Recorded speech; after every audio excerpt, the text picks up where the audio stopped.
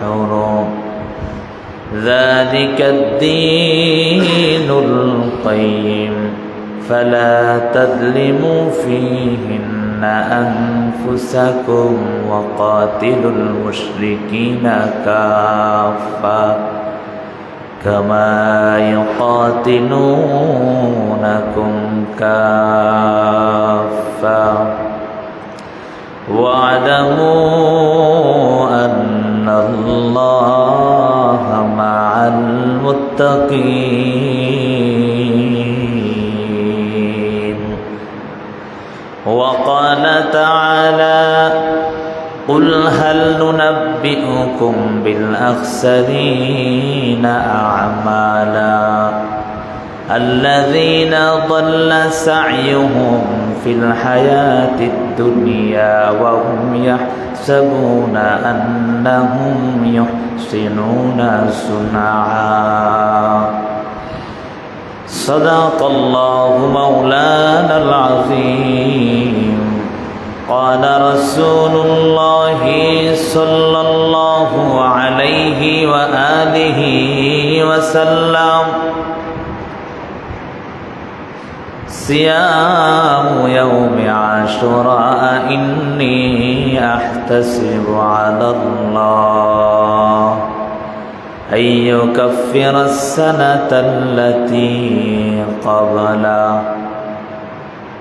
وقال رسول الله صلى الله عليه وآله وسلم اللهم اجعله هاديا مهديا أو كما قال النبي عليه الصلاة والسلام. اللهم صل على محمد النبي الأمي وعلى آله وسلم تسليما.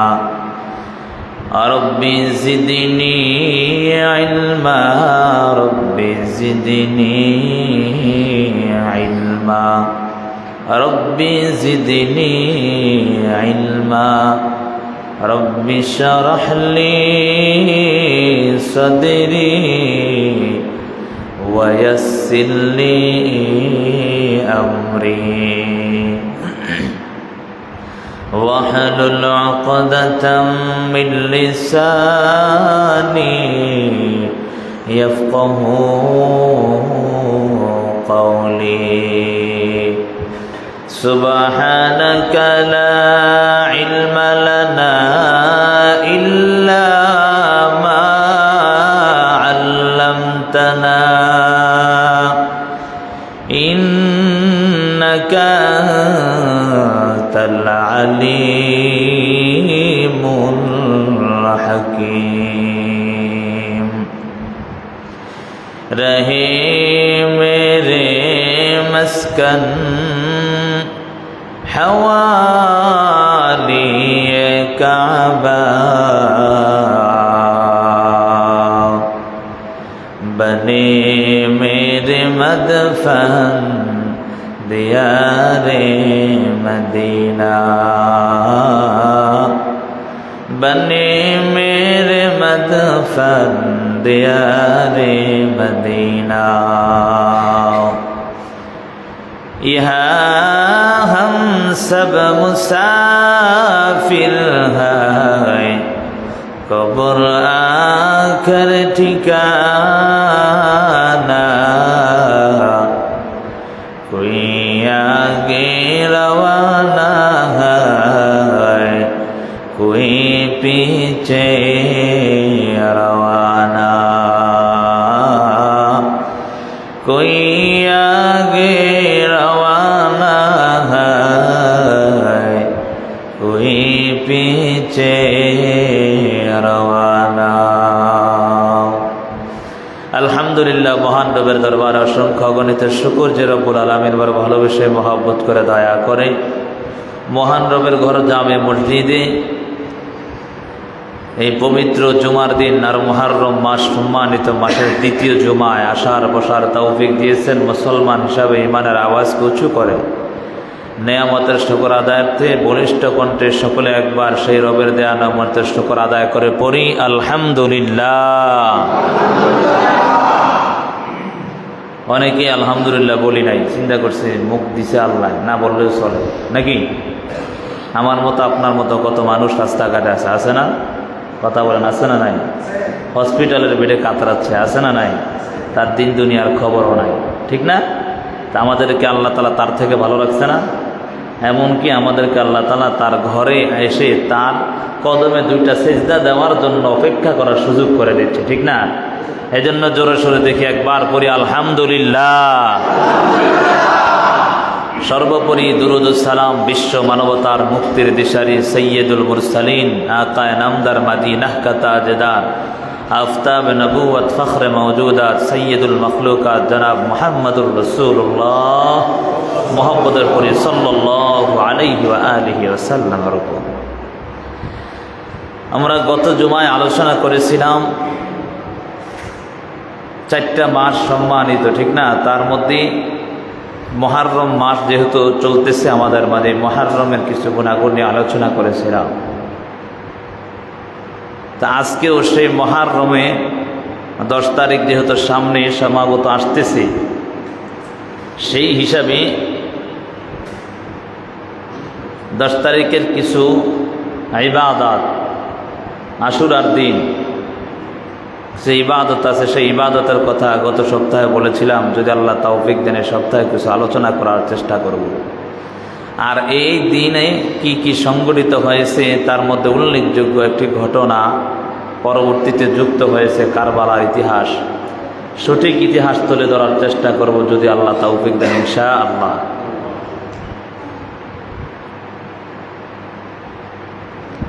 এই 10 তারিখ মুহররম মাস তো সম্মানিত। আল্লাহ তাআলা পবিত্র কোরআনে সূরা তাওবার 36 নম্বর আয়াতে আল্লাহ রাব্বুল আলামিন বলেন, ইন্না ইদ্দাতাশ শুহুরি ইনদাল্লাহি 12 শাহরা ফি কিতাবিল্লাহি ইয়াওমা খালাকাস সামাওয়াতি ওয়াল আরদ মিনহা আরবাআতুন হুরুম। আল্লাহ তাআলা বলেন, নিশ্চয়ই যে পৃথিবী সূচনা লগ্ন থেকেই, আসমান জমিন সূচনা লগ্ন থেকেই মাস হলো 12টি। গণনা মাস কয়টি? 12টি। মাস কয়টি আমগো? 12 মাস না? 12 মাসে 1 বছর না 13 মাসে 1 বছর? হ্যাঁ, আপনাদের দিকে 13 মাস হয়নি তো কথা বলেন না কেন? কত মাস? রাগ করছেন? কত মাসে 1 বছর হয়? এটা আল্লাহ কোরআনে নিজেই বলছেন নাকি? তা আল্লাহ কোরআনেই বলেন যে আসমান জমিন সূচনা লগ্ন থেকেই মাস হলো, গণনা মাস কয়টি? 12টি। মিনহা আরবাআতুন হুরুম, তার মধ্যে 4টা মাস হলো সম্মানিত। কয়টা? 4টা মাস। জিলকজ, জিলহজ, মুহররম, রজব। তা আমরা জিলহজ মাস পেরিয়ে আসলাম, কোরবানি পার হইলাম না? তারপরে আবার আসলো মুহররম। আর এটাকে বাংলাতে যেমন নববর্ষ শুরু হয় বৈশাখে নাকি? বৈশাখ মাসেই তো। আর ইংরেজিতে যেমন জানুয়ার, আর আরবিতে হইল মুহররম নাকি? আমি গত সপ্তাহ বলেছিলাম যে আরবি মাস হিসাব রাখা এটা ফরজে কিফায়া মুসলমানের উপর। সুন্নত না, মুস্তাহাব না, ওয়াজিব না, ফরজ। তবে নামাজ যেমন ফরজ এমন সিস্টেম না, ফরজের মধ্যে কিছু পার্থক্য আছে। বলে কেমন পার্থক্য? জানাজার নামাজ এটাও ফরজে কিফায়া নাকি? 5-7 জন, অর্থাৎ একটা জামাত যদি হয় তাহলে মোটামুটি তার উপর এলাকাবাসীর যে জিম্মাদারি সেটা আদায় হবে, ফরজে কিফায়া। তেমন করে এই আরবি হিসাব রাখা, মাসের হিসাব রাখা এটাও ফরজে কিফায়া মুসলমানের ওপর। আর তার মধ্যে কেউ যদি সমাজবাসী এটার হিসাব রাখে, একজন আদায় করলেই তার পক্ষ থেকে সবার পক্ষ থেকে আদায় হবে। তবে এটা উচিত সবার জানা রাখা। এটা উচিত কি? সবার জেনে রাখা উচিত। কেন? মুসলমানের প্রত্যেকটা ইবাদত এই আরবি মাসের সাথে সম্পর্ক, ঠিক না? আরবি মাসের সাথে সম্পর্ক। যদি আজকে আমরা এই আরবি মাসের হিসাবটা নাই রাখতাম, নাই জানতাম, তাহলে কোরবানি কয় তারিখ শুরু হইতো এটাও জানতাম না, নাকি? রমাজানের রোজা রাখলাম মানে অন্য মাসে, ঠিক না? এমন প্যাস লাগতো কি লাগতো না? রমাজানের ঈদ, কোরবানির ঈদ প্যাস লাগাইতাম। তো মূল হিসাব হইল এই আরবি মাসের সাথে সম্পর্ক রাখা মুসলমানের দায়িত্ব। তো তার মধ্যে একটা মাস, 4টা মাস, মুহররমের মধ্যে 4টা মাস, 12টা মাসের মধ্যে সম্মানিত 4টা মাস, তার মধ্যে একটা মাস হলো মুহররম মাস। এই মুহররম মাসের অর্থ গত সপ্তাহে বলেছিলাম সম্মানিত, নিষিদ্ধ।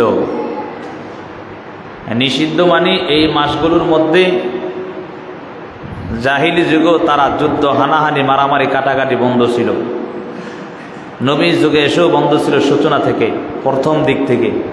কিন্তু বেদিন বেঈমানরা, ইহুদি খ্রিস্টানরা, তারা তাদের ওয়াদা ভঙ্গ করেছে, চুক্তি ভঙ্গ করে মুসলমানের সাথে যুদ্ধে লিপ্ত হয়েছিল।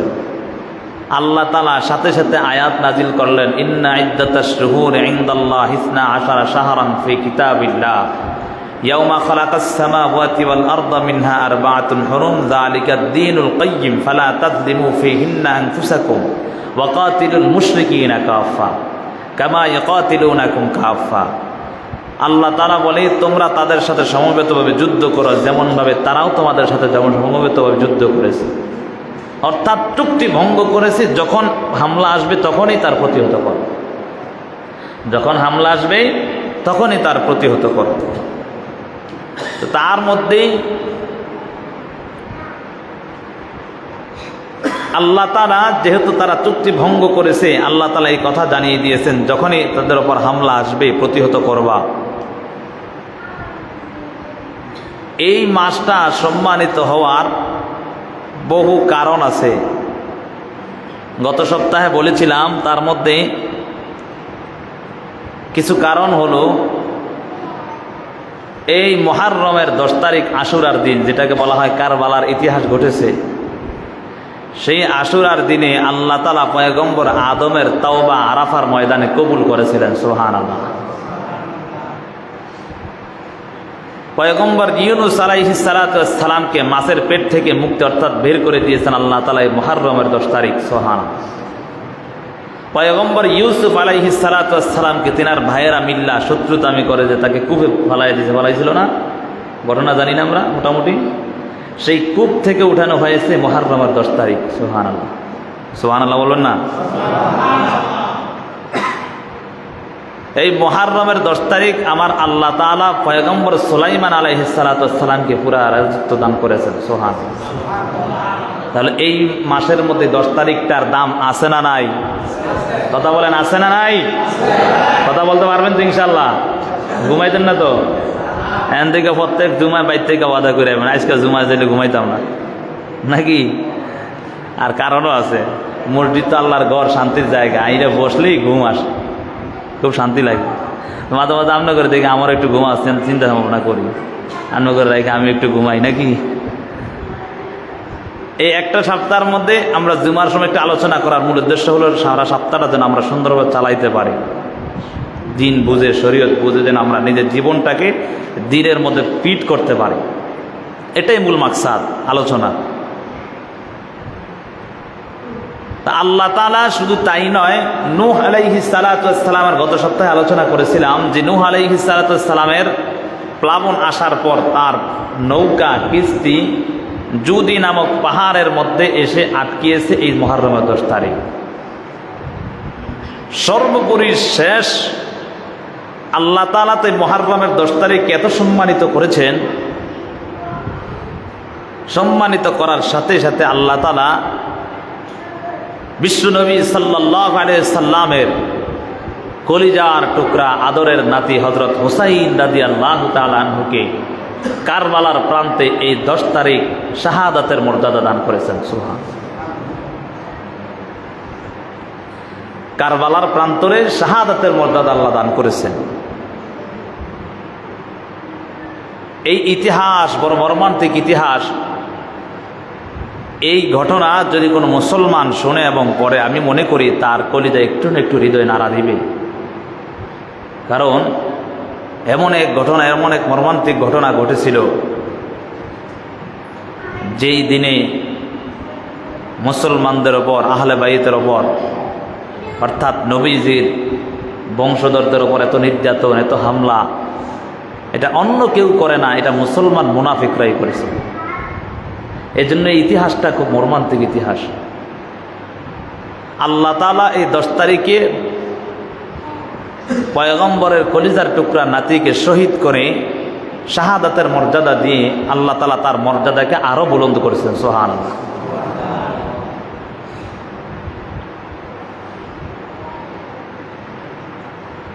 পয়গম্বর আরবির আদরের কলিজার টুকরা নাতি হযরত হুসাইন রাদিয়াল্লাহু তাআলা আনহু যখন দেখলেন যে শুরু থেকেই নবীজি দুনিয়া থেকে বিদায় নেওয়ার পর আবু বকর সিদ্দিক রাদিয়াল্লাহু তাআলা আনহু খেলাফতের দায়িত্ব পালন করেছেন, তারপর ওমর, ওসমান, আলী, পরবর্তীতে হযরত আমির মুয়াবিয়া রাদিয়াল্লাহু তাআলা আনহুকে সেই দায়িত্ব প্রেরণ করা হয়েছে। মুয়াবিয়া রাদিয়াল্লাহু তাআলা আনহু তিনি একজন জলিল কদর সাহাবী ছিলেন, শুধু সাহাবী নয়, কাতিব ওহী, যেটাকে বলা হয় ওহী আসলে নবীর উপর যদি ওহী অবতরণ হইতো সেটা লিখতেন মাঝে। সেই মুয়াবিয়া রাদিয়াল্লাহু তাআলা আনহু তিনি খেলাফতের দায়িত্ব পালন করলেন। তার দায়িত্বের মধ্যে এসেই তিনার সন্তান ছিলেন ইয়াজিদ, যেই ইয়াজিদের ব্যাপারে আর ইয়াজিদের শাসনামলেই আল্লাহ তাআলা নবীজির আদরের কলিজার টুকরা নাতির এমন মর্মান্তিক ইতিহাস ঘটেছে, যার জন্য আমরা ইয়াজিদকে মন থেকে ঘৃণা করি। কেন? কারণ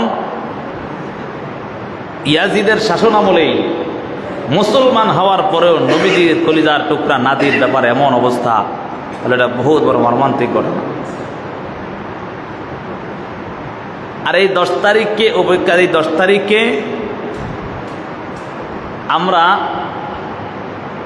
কারবালার ইতিহাস মনে করে অনেক ভাইয়েরা আছে, শিয়া মতবাদ যারা আছে, যে নিজেদের চেহারায় আঘাত করে, শরীরে আঘাত করে, পিঠে আঘাত করে, এটা আসলে সমীচীন নয়।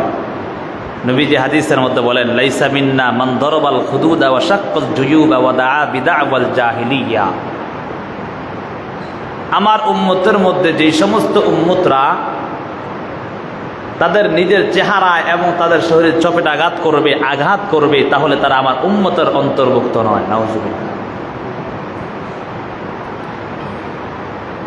আর কিছু কিছু মানুষ এই কাজগুলো করে মনে করে যে তারা ভালো কাজ করে। আল্লাহ তাআলা পবিত্র কোরআনে সূরা কাহাফের 102 এবং 3 নম্বর আয়াতে এই কথাই আলোচনা করেছেন। কুল হাল নুনাব্বিউকুম বিল আখসারিনা আ'মালা الذين ضل سعيهم في الحياة الدنيا وهم يحسبون أنهم يحسنون صنعا। মহান রব্বুল আলামিন বলেন, হে নবী আপনি উম্মতদেরকে জানায়া দেন, আমি কি তোমাদেরকে সেসব লোকদের ব্যাপারে সংবাদ দিব না যারা কর্মের দিক দিয়ে খুবই ক্ষতিগ্রস্ত, তারা পার্থিব জীবনে তাদের প্রচেষ্টায় বিভ্রান্ত করা হয়, অথচ তারা মনে করে যে তারা ভালো কাজ করেছে, তারা নেক আমল করে। আর শিয়া মতবাদ যারা আছে তারাই এই জিনিসটাই মনে করে যে হায় হাসান হায় হুসাইন করে করে 10 তারিখে আমরা নিজের শরীরে আঘাত করলেই মনে হয় ভালো হয়। এটাই মনে হয় আমাদের উপর তাদের হক আদায় হবে বলে। না, এই 10 তারিখ এত সম্মানিত হওয়ার কারণে এই 10 তারিখ রোজা রাখার আলোচনা আসছে। এই 10 তারিখের মধ্যে যদি কেউ রোজা রাখে, মুহররমের 10 তারিখ রোজা রাখে, তাহলে পয়গম্বর আরবি বলেন, ক্বালা রাসূলুল্লাহি সাল্লাল্লাহু আলাইহি ওয়া আলিহি ওয়াসাল্লাম, সিয়ামু ইয়াউমি আশুরা ইন্নী আহতাসিবু আলাল্লাহি আন ইউকাফিরা আস-সানাতাল্লাতী ক্বাবলাহু ওয়াস-সানাতাল্লাতী বা'দাহু। নবীজি হাদিসের মধ্যে বলেন, হে আমার উম্মতের দল, তোমরা যদি মুহররমের 10 তারিখ রোজা রাখো, আমার আল্লাহ তোমার পূর্ববর্তী 1 বছরের গুনাহ মাফ করে দিবেন। সুবহানাল্লাহ। এই মুহররমের 10 তারিখ এত দাম, এত দাম। এই 10 তারিখের মধ্যে শেষ পর্যন্ত 61 হিজরিতে এমন এক মর্মান্তিক ঘটনা ঘটেল, যেই ঘটনা ইতিহাস সাক্ষী হয়ে থাকবে সারাটা মুমিনের অন্তরে। মৃত্যুর আগ পর্যন্ত অন্তরে মাঝে মাঝে এই ঘটনা যখন স্মরণ হবে, তার অন্তরটা হৃদয়ে রক্তক্ষরণ হবে। যেই কারবালার ইতিহাস এত মর্মান্তিক ঘটনা, এই ঘটনার দিকে লক্ষ্য করলে প্রত্যেকটা মুমিনের অন্তরে হৃদয়ে যেমন রক্তক্ষরণ হয়। মায়ার নবীর আদরের কলিজার টুকরা হযরত নাতি যখন হুসাইন রাদিয়াল্লাহু তাআলা তাকায় দেখলেন ইয়াজিদ যখন তার দায়িত্ব নিয়ে নিল, মক্কা নগরীর কুফাবাসীর দায়িত্ব যখন ইয়াজিদের হাতে চলে গেল, হুসাইন রাদিয়াল্লাহু তাআলা চিন্তায় পড়ে গেলেন। যেই খেলাফতের দায়িত্বে, খেলাফতের চেয়ারের মধ্যে বিশ্ব নবী সরকার দু আলম বসেছেন, যেই খেলাফতের চেয়ারের মধ্যে আবু বকর সিদ্দিক রাদিয়াল্লাহু তাআলা আনহু বসেছেন, যেই খেলাফতের চেয়ারের মধ্যে ওমর ফারুক রাদিয়াল্লাহু তাআলা আনহু বসেছেন, যেই খেলাফতের চেয়ারের মধ্যে হযরত ওসমান রাদিয়াল্লাহু তাআলা আনহু বসেছেন, যেই খেলাফতের চেয়ারের মধ্যে হযরত আলী রাদিয়াল্লাহু তাআলা আনহু বসেছেন, 10 জন সাহাবীদের মধ্যে খলিফা ছিলেন 4 জন, এমন একজন সবচেয়ে উল্লেখযোগ্য খলিফা। এই 4 জন খলিফা যে চেয়ারের মধ্যে বসেছেন, সেই চেয়ারের মধ্যে পয়গম্বরের আদরের নাতি হওয়া সত্ত্বে, নাতি হওয়ার কারণে এই জিনিসটা বরদাস্ত করতে পারে নাই। আমি বেঁচে থাকা সত্ত্বে কেন এই খেলাফতের চেয়ারের মধ্যে অন্য কেউ বসবে? অর্থাৎ যারা অন্যায় করে ডাকাতি, মারামারি, কাটাকাটি, হানাহানি করে, এই সমস্ত লোক এই চেয়ারের মধ্যে বসতে পারে না। কেন বসতে পারে না? কিতাবের মধ্যে লেখেন, কারণ এই চেয়ারটা হলো এমন একটা চেয়ার, খেলাফতের চেয়ার, যে চেয়ারের মধ্যে স্বয়ং নবীজি নিজে বসেছেন। সুবহানাল্লাহ। এমন চেয়ারের মধ্যে কোনো কালেমা লেপন হবে যার শরীরে বা যার চরিত্রে, এমন লোক বসা দুষ্কর। যার কারণে নবীজির কলিজার টুকরা নাতি হযরত হুসাইনের অন্তরে কেমন যেন ব্যথা লাগতে আরম্ভ করেছে, যে কি করা যায়। এই দায়িত্ব আমি বেঁচে থাকা সত্ত্বেও যার চরিত্রে কালেমা লেপন হয়েছে তাকে আমি দায়িত্ব দিতে পারি না। এদিক দিয়া সমস্ত কুফাবাসীরা কেমন যেন ইয়াজিদের বিরুদ্ধে হয়ে গেল। সমস্ত কুফাবাসীরা ইয়াজিদের বিরুদ্ধে হইয়া কয়েকদিন পর পর পত্র পাঠাইতেছেন। মায়ার নবীর আদরের নাতি কলিজার টুকরা নাতি হুসাইনের কাছে পত্র পাঠান, হে নবীজির আদরের নাতি হুসাইন, আপনি তাড়াতাড়ি কুফার মধ্যে আসেন, আপনি এই খেলাফতের দায়িত্বটা নিয়ে নেন। আমরা ইয়াজিদকে খলিফা মানতে চাই না, ইয়াজিদকে গভর্নর মানতে চাই না, আমির মানতে চাই না। আপনি তাড়াতাড়ি এসে এই খেলাফতের দায়িত্ব গ্রহণ করেন। নবীজির আদরের নাতি হুসাইন রাদিয়াল্লাহু তাআলা আনহু যখন শুনতে পায়, এমনভাবে তিনার কাছে পত্র আসতে লাগলো। মদিনার সাহাবীদের কাছে পরামর্শ করলেন। সাহাবীরা পরামর্শের মধ্যে বললেন, হে নবীজির আদরের নাতি হুসাইন, আপনি যাবেন না, কারণ এই কুফাবাসীরা আপনার বাবার সাথে ব্যবহার ভালো করে নাই, এজন্য আপনার সাথেও ব্যবহার ভালো নাও করতে পারে, এজন্য আপনি যাওয়ার কোনো প্রয়োজন আসে না। পয়গম্বর আদরের নাতি হযরত হুসাইন রাদিয়াল্লাহু তাআলা আনহু চিন্তা করলেন, না, এমনি হবে না। যেহেতু কুফাবাসীরা আমাকে পত্র পাঠাইছে, আমি যাতে করে কুফার, মক্কা, মদিনা অর্থাৎ পুরা দায়িত্বটা আমি নিয়ে নেই, তাহলে আগে জানি তাহলে কুফার অবস্থাটা, কুফার হালতটা কেমন। তিনার আদরের ভাই, চাচাতো ভাই মুসলিম বিন আকিল রাদিয়াল্লাহু তাআলা আনহুকে পাঠায়া দিলেন, যাও যাও তাড়াতাড়ি কুফার হালতটা একটু জেনে আসো, তারপর তুমি আমাকে সংবাদ দিলে আমি যাব। মুসলিম বিন আকিল রাদিয়াল্লাহু তাআলা আনহু যখন গিয়া দেখলেন, তাকায়া দেখলেন সমস্ত কুফাবাসীরা পয়গম্বরের আদরের নাতি হুসাইনের অপেক্ষায় বসে আছে। সবাই বলতেছে, এক জবান এক বাক্য বলতেছে, হুসাইন আসবে, আমরা হুসাইনের হাতে ভাই আর গ্রহণ করব, হুসাইনের হাতে আমরা খেলাফতের দায়িত্বটা দিতে চাই। এমন শোনার পর মুসলিম বিন আকিল রাদিয়াল্লাহু তাআলা আনহু হুসাইন রাদিয়াল্লাহু তাআলা আনহুর আদরের চাচাতো ভাইয়ের সাথে পত্র লিখলেন, হে নবীজির আদরের নাতি, আপনার কাছে পত্র লিখলাম, কুফাবাসীরা আপনাকে সাদরে গ্রহণ করবে, কারণ তারা আপনাকেই চায়। আপনার কাছে বাইআত গ্রহণ করতে চায়। এই জন্য তারা চায় আপনি তাড়াতাড়ি কুফার মধ্যে চলে আসবেন, আসিয়া আপনি বাইআত গ্রহণ করাবেন, সকল মানুষকে বাইআত গ্রহণ করাবেন। এই জন্য সবাই আপনার অপেক্ষায় অপেক্ষমান হয়ে আছে। এই পত্র লেখার পর যখন পত্রটা পাঠায়া দিলেন হুসাইনের কাছে, হুসাইন রাদিয়াল্লাহু তাআলা আনহু পত্রটা পাইয়া যখন আহলে বাইয়াতের 72 জন সদস্যটা নিয়ে, কেউ কেউ বলেন 600, কেউ বলেন 300, তবে উল্লেখযোগ্য মত হলো 72 জন লোক নিয়ে যখন রওনা হয়ে গেলেন, সব ছিল নবীজির বংশধর। আহলে বায়াতের 72 জন লোক ছিলেন, তার মধ্যে 40 জন ছিলেন পুরুষ আর 32 জন ছিলেন নারী। কয়জন? 40 জন পুরুষ, 32 জন ছিল নারী। মোট 72 জন সদস্য নিয়া মায়ার নবীর আদরের কলিজার টুকরা নাতি হযরত হুসাইন রাদিয়াল্লাহু তাআলা আনহু যখন কুফার দিকে রওনা হয়ে গেলেন, মক্কা নগরের মতো উপস্থিত হওয়ার পর মক্কা নগরের কিছু উল্লেখযোগ্য সাহাবী আব্দুল্লাহ বিন ওমর, আব্দুল্লাহ বিন জুবাইর, আব্দুল্লাহ বিন আব্বাস রাদিয়াল্লাহু তাআলা আনহু কয়েকজন সাহাবী মিলিয়া পয়গম্বর আদরের নাতি হুসাইনকে বাধা প্রদান করলেন, হে আপনি আর কুফার দিকে রওনা হওয়ার দরকার নাই, কারণ তারা আপনার বাবার সাথে ব্যবহার ভালো করে না, এই জন্য আপনি যাওয়ার দরকার নাই। আপনার সাথে ব্যবহার খারাপ করতে পারে, এই জন্য আপনি যাওয়ার দরকার নাই। কিন্তু মায়ার নবীর আদরের কলিজার টুকরা নাতি ডাক দিয়া বলে, আমি কুফার হালত জানার জন্য আমি আমার চাচাতো ভাই মুসলিম বিন আকেলকে পাঠাইছিলাম। মুসলিম বিন আকেল আমাকে সংবাদ দিয়েছে যে তারা আমাকেই চায়, তার হালত খুব ভালো। মুসলিম বিন আকেল বলে, আমি পত্র লিখলাম মায়ার নবীর কলিজা টুকরা নাতি হুসাইন রাদিয়াল্লাহু তাআলা আনহু আপনার কাছে পত্র পাঠালাম, তারা আপনাকে চায়, আপনার কাছে বাইআত গ্রহণ করতে চায়। এই কথাটা শোনার পর হুসাইন রাদিয়াল্লাহু তাআলা আনহু 72 জন সদস্য নিয়ে রওনা হয়ে গেলেন। কিন্তু ঘটনাটা কেমন যেন ব্যতিক্রম হয়ে গেল। এদিক দিয়ে ইয়াজিদের গভর্নর ছিলেন ওবায়দুল্লাহ বিন জিয়াদ। ওই সময় সেনা সদস্যের মধ্যে প্রধান ছিলেন ওবায়দুল্লাহ বিন জিয়াদ। সেই ওবায়দুল্লাহ বিন জিয়াদ জানতে পেরেছে এবং ইয়াজিদও জানতে পারল নাকি মুসলমানদের সৈন্য নিয়ে হযরত হুসাইন নাকি কুফার দিকে আগমন করতেছে। এই খবর শোনার পর ইয়াজিদ সাথে রাতে ওবায়দুল্লাহ বিন জিয়াদকে আদেশ দিয়া দিল, যাও যাও, তাড়াতাড়ি যাও, তাড়াতাড়ি গিয়া যেই দিক দিয়ে আসবে তাকে তাড়াতাড়ি হুসাইনকে তাড়াতাড়ি তুমি আটকায়া দিবা, যাতে করে কুফার মধ্যে ঢুকতে না পারে।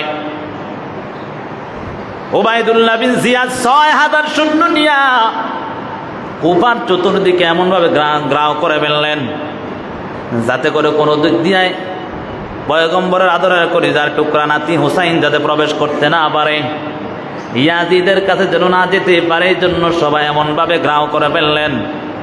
কিন্তু এদিক দিয়া আগে ওবায়দুল্লাহ বিন জিয়াদ চিরুনি অভিযান চালালেন। আগে এখানের মধ্যে সংবাদটা কে নিয়ে আসছে তাকে আগে খুঁজে বের করতে হবে। খুঁজতে খুঁজতে তাকাইয়া দেখে মুসলিম বিন আকেল হুসাইন রাদিয়াল্লাহু তাআলা আনহু চাচাতো ভাই খবর নিয়ে আসছে।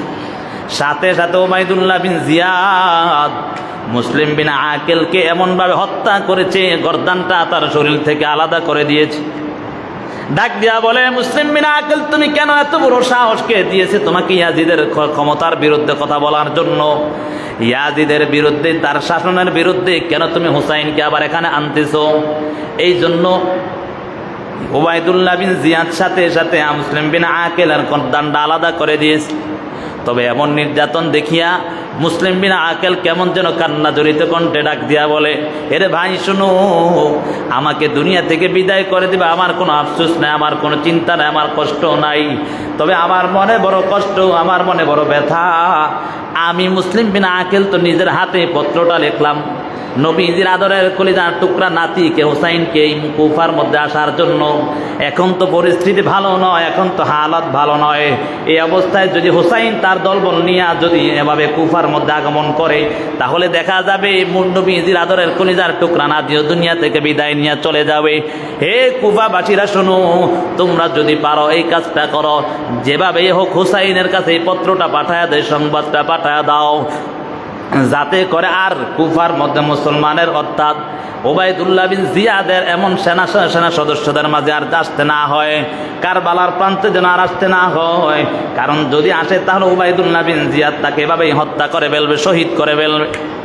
এমন চিন্তা, এমন ধান্দা নিয়ে অন্তরের মধ্যে কান্না করতেছে।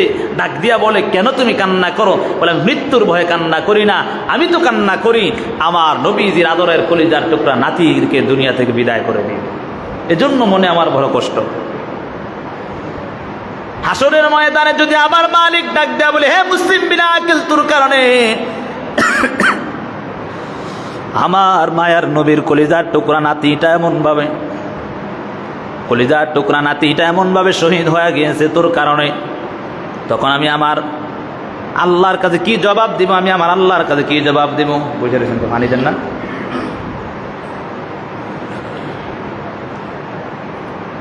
যে কথা বুঝাতে চাচ্ছিলাম, যেই কথা আমি বুঝাতে চাচ্ছিলাম সেটা হলো, মুসলিম বিন আকিল যখন এই কথা চিন্তা করে কান্না করতেছেন আর বলতেছেন, আল্লাহর কাছে আমি কি জবাব দিব? পানি দিতে বলছি, কথা একটা বলে একটা শোনার জন্য। যে কথা বলতেছিলাম যে মুসলিম বিন আকিল রাদিয়াল্লাহু তাআলা আনহু, তিনি তো তিনার কাছে পত্র লিখেছেন যে আপনি আসেন, কুফার হালতটা খুব ভালো, আপনাকে সবাই সাদরে গ্রহণ করে নেবে, আপনার কাছে বাইআত গ্রহণ করবে, আপনার কাছে বাইআত গ্রহণ করবে, আপনি আসেন। কিন্তু এখন হালত তো পরিবর্তন হয়ে গেছে, এখন আমি কি করব? আর আমি আল্লাহর কাছে কি জবাব দিবে এই অবস্থায় যদি হুসাইন শহীদ হয়ে যায়? এই চিন্তা করে কান্না করতেছেন। আর এই অবস্থার মধ্যে ওবায়দুল্লাহ বিন জিয়াদ মুসলিম বিন আকিলের গর্দানটা শরীর থেকে আলাদা করে দিয়েছে। নাউজুবিল্লাহ বলবেন না? শুধু এতটুকুই করে ক্ষান্ত হয় নাই, কুফা নগরীর মধ্যে যেই সমস্ত লোকেরা, যেই সমস্ত মুসলমানরা মুসলিম বিন আকিলকে সহযোগিতা করেছে, তাকে থাকার জন্য বাসস্থান দিয়েছে, সেই সমস্ত সকল লোকদেরকে শহীদ করছে। অর্থাৎ এমন কিছু জালেম আছে না যে চিন্তা করে তোর গোষ্ঠী সব যা সব উদ্ধার করে দেবো, এমন করে না? ছিল না এমন এক সময়? যেটা বুঝাতে চাচ্ছি, তেমন করে ওবায়দুল্লাহ বিন জিয়াদ চিন্তা করে, যেই আনছে বা যারাই তোমাকে সহযোগিতা করছে সবাইকে আমরা মেরে ফেলব। যখন মুসলিম বিন আকিলকে হত্যা করলেন, শহীদ করলেন, তখন কুফার শত শত মুসলমানরা মিলে ওবায়দুল্লাহ বিন জিয়াদ অর্থাৎ গভর্নর যে ছিল কুফার, সেই গভর্নরের তার বাসা এভাবে ঘেরাও করে ফেললেন। ঘেরাও করার কারণে শেষ পর্যন্ত সে কঠোর হাতে দমন করলেন। অর্থাৎ প্রত্যেকটা কুফাবাসী যারা যারা হুসাইনের পক্ষে ছিল, ওবায়দুল্লাহ মুসলিম বিন আকিলের পক্ষে ছিলেন, আর এই সমস্ত লোকদেরকে দুনিয়া থেকে বিদায় করে দিয়েছে। আর এর মধ্যে কিছু কিছু লোক তাকায় দেখতেছে অবস্থা পরিস্থিতি ভালো না, সাথে সাথে মুনাফিকি করে ওবায়দুল্লাহ বিন জিয়াদের পক্ষ অবলম্বন করে। এমন পরিস্থিতি কিন্তু হুসাইন রাদিয়াল্লাহু তাআলা কিছুই জানে না। তিনি তো আসতেছেন তার দলবল নিয়ে, ৭২ জন সদস্য নিয়ে, তার মধ্যে ৩২ জন নারী ছিল, ৪০ জন পুরুষ ছিল।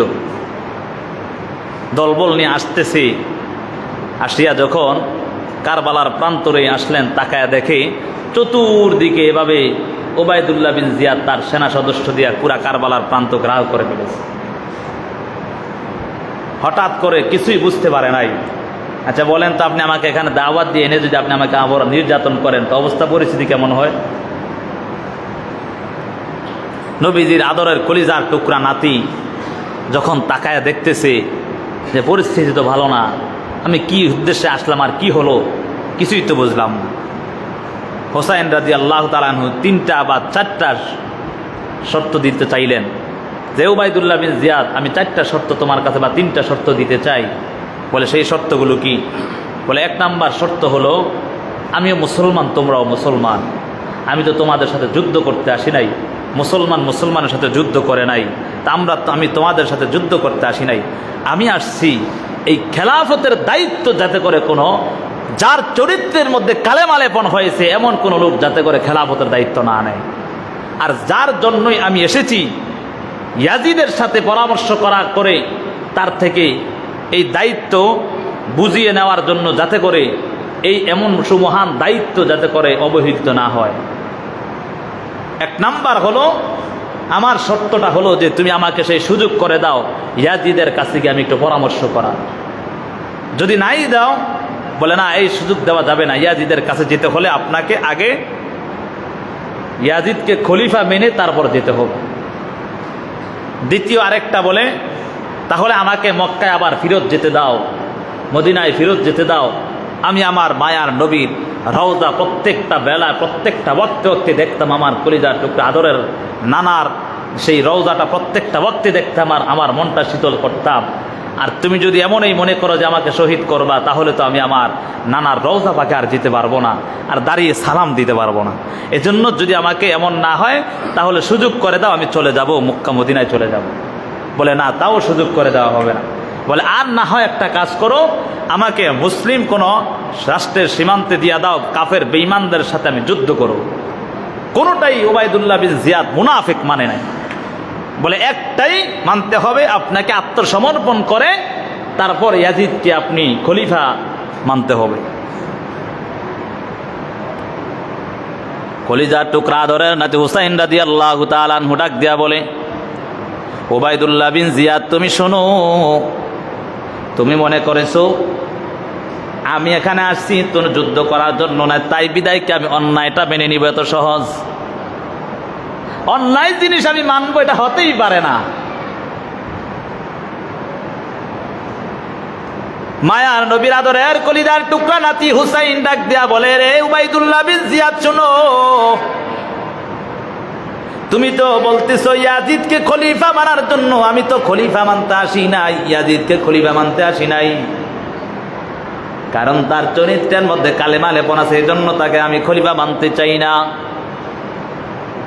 এই কথা বলার পর উবাইদুল্লাহ বিন জিয়াদ বলে, তাহলে তোমার সাথে আমাদের যুদ্ধ হয়ে যাবে। হুসাইন রাদিয়াল্লাহু তাআলা আনহু এটা কিছুই বিশ্বাস করতে পারে নাই। মুসলমান আবার কেমন করে যুদ্ধ করে এটা বিশ্বাসই করতে পারে নাই। হুসাইন রাদিয়াল্লাহু তাআলা আনহু ডাক দিয়া বলে, হে উবাইদুল্লাহ বিন জিয়াদ, তুমি কি জানো তুমি কার বিরুদ্ধে যুদ্ধের ঘোষণা করতেছো? তুমি কি একটাবার কল্পনা করেছো?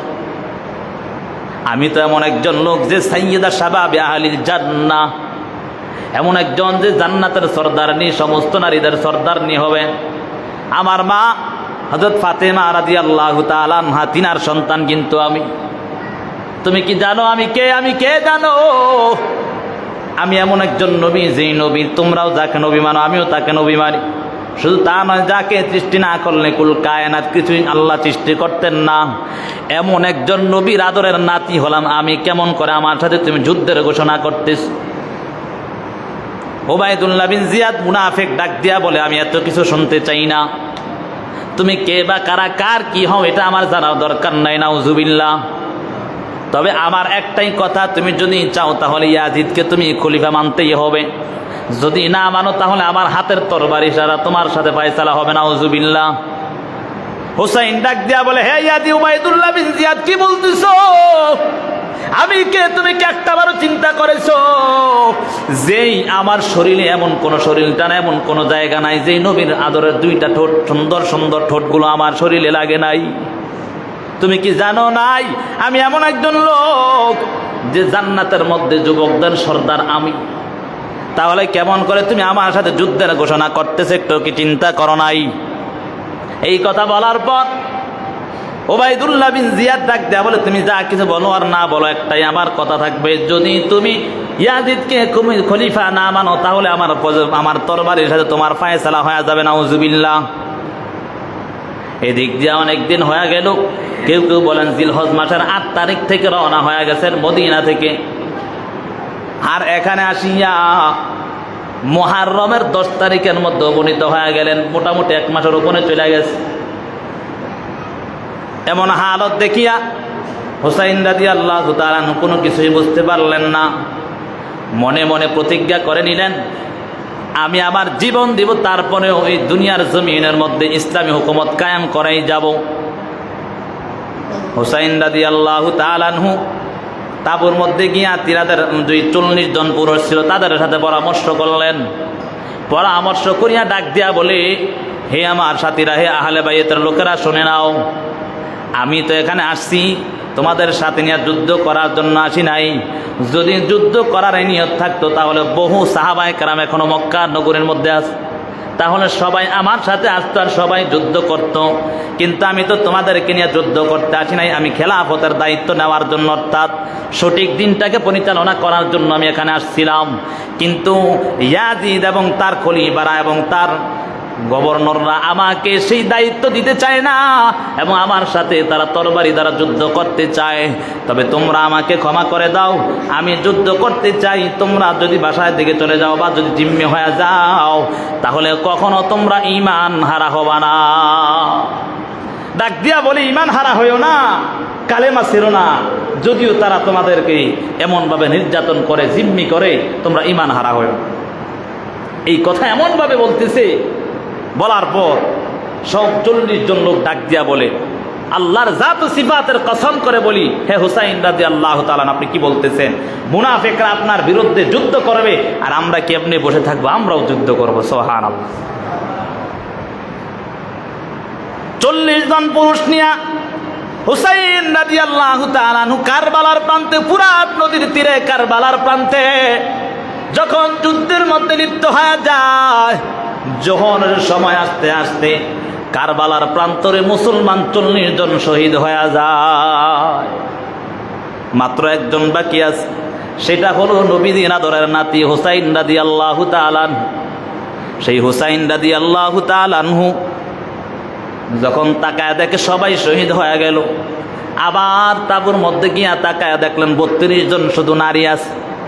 ওই নারীদের কাছে গিয়া সবার কাছে ক্ষমা চায়, তিনার আদরের স্ত্রীর কাছে গিয়া ক্ষমা চায়, এরে আদরের স্ত্রী, আমি তোমাকে ঠিক মতো ভরণ পোষণ যদি দিতে না পারি বা তোমার দায়িত্ব আমি ঠিক মতো পালন করতে পারি না, এই জন্য তুমি আমাকে ক্ষমা করে দিবা। আমার সাথে তোমার সাথে আর মোলাকাত হবে না, সরাসরি জান্নাতের মধ্যে মোলাকাত হবে। সুবহানাল্লাহ। এই কথা বলার পর আদরের স্ত্রী ডাক দেয়া বলে, রে স্বামী আমার, আপনি তো আমার সাথে কখনো কোনোদিন জুলুমও করেন নাই, আমার হক কোনোদিন আপনি বাকি রাখেন নাই।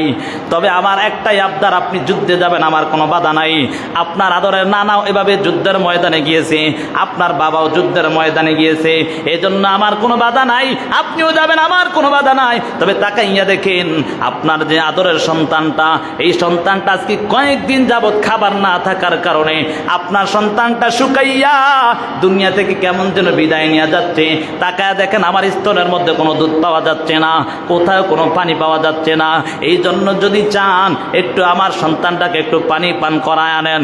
এই কথা বলার পর আদরের সন্তানটাকে নিয়ে, আসগরকে নিয়ে যখন রওনা হয়ে গেলেন ফুরাত নদীর কাছে গিয়া, কারবালার প্রান্তে গিয়া ফুরাত নদীর কাছে গিয়া যখন ডাক দিয়া বলে, হে ওবায়দুল্লাহ বিন জিয়াদ, আমাকে একটু সুযোগ দাও, সুযোগ দাও, আমি আমার সন্তানটাকে একটু পানি পান করাইতে চাই। ওবায়দুল্লাহ বিন জিয়াদ ডাক দিয়া বলে, এটাকে আসলে সন্তান কিনা একটু জানতে চাই, অন্য কিছু নিয়ে আসছো? হুসাইন রাদিয়াল্লাহু তাআলা সরল মনটা নিয়া এই আদরের সন্তানটাকে এভাবে ধরে তাকায়া বলে, দেখো, তাকাইয়া দেখো, এটা আমার সন্তান।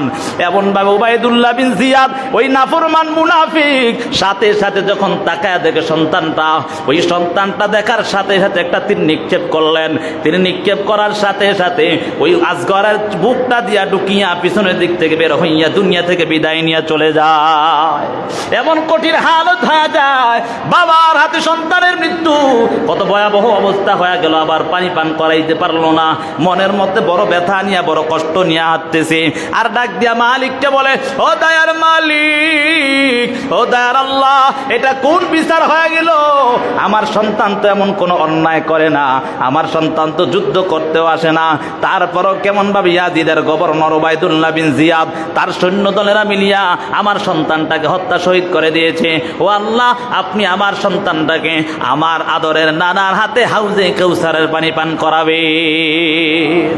এই কথা বলিয়া কান্না করিয়া ওই আবার ওই যে তাঁবুর মধ্যে চলে গেলেন। তাঁবুর মধ্যে গিয়া ডাক দিয়া বলে, রে আদরের স্ত্রী, আমার সন্তান আর তোমাকে কোনোদিন পানি পানি করে কান্না করে তোমাকে আর জ্বালাতন করবে না।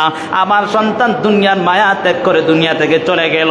এমন হালতে আল্লাহর নবীর সাহাবী হুসাইন রাদিয়াল্লাহু তাআলা আনহু এবং আদরের নাতি হুসাইন রাদিয়াল্লাহু তাআলা আনহু যখন তাকায় দেখে সবাই শহীদ হয়ে গেলেন, জোহরের পর নিজের সাথে সাথে যুদ্ধের পোশাকটা পরিয়া তরবারিটা নিয়া বের হইয়া কারবালার প্রান্তরে ডাক দিয়া বলে, এরে উবাইদুল্লাহ বিন জিয়াদ, কে আছো? আমার তরবারির সামনে আসবি, আয় আয়, আজকে তোদেরকে আমার তরবারির দ্বারাই খতম করে ফেলবো। সুবহানাল্লাহ। হুসাইন রাদিয়াল্লাহু তাআলা আনহু তরবারিটা নিয়া জোহর থেকে আসর পর্যন্ত একাই যুদ্ধ করতে করতে পুরা কারবালার প্রান্তটাকে খালি করে ফেলেছেন। সুবহানাল্লাহ। এমন হালতের মধ্যে তাকাইয়া দেখে আর কোনো মানুষ দেখা যাচ্ছে না, আর কোনো মানুষ দেখা যাচ্ছে না। হুসাইন রাদিয়াল্লাহু তাআলা আনহু এদিক দিয়ে পিপাসার কারণে কাতর হয়ে যাচ্ছে। কাতর হয়ে যাওয়ার কারণে ফুরাত নদীর কাছে গিয়া এতটুকু পানির মধ্যে যখন হাঁটুর নিচ পর্যন্ত পানি নামিয়া হাতের অঞ্জলি দিয়া যখন এভাবে পানিটা উঠালেন, হঠাৎ করে স্মরণ হয়ে গেল, ও আল্লাহ, আমার সন্তানটাকে আমি পানি পান করাইতে আসছিলাম, কিন্তু আমার সন্তানটাকেও পানি পান করাইতে পারলাম না।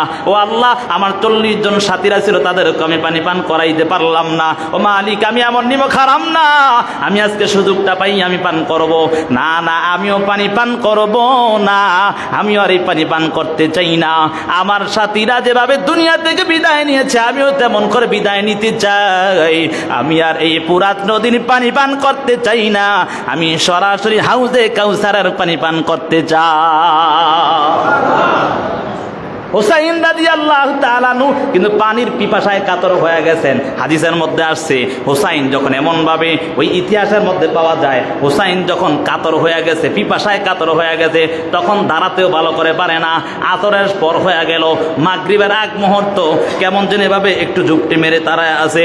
দাঁড়ায় থাকার কারণে এদিক দিয়া তাকাইয়া দেখতেছি, ওই পাশে দিয়ে আস্তে আস্তে করে উবাইদুল্লাহ বিন জিয়াদের একজন সৈন্য ছিলেন শিমার, সেই শিমার নামক দুশমনটা দেখতেছে হুসাইন রাদিয়াল্লাহু তাআলা আনহু কেমন যেন দুর্বল হয়ে যাচ্ছে।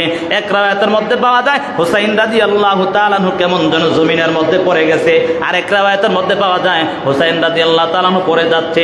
এমন হালতের মধ্যে হুসাইন রাদিয়াল্লাহু তাআলা আনহু কেমন যেন এমন দুর্বল হয়ে যাওয়ার কারণে সীমার পিছনের দিক থেকে আস্তে আস্তে করে আসিয়া হযরত হুসাইন রাদিয়াল্লাহু তাআলা আনহুর বুকের উপর চেপে বসছে। নাউজুবিল্লাহ।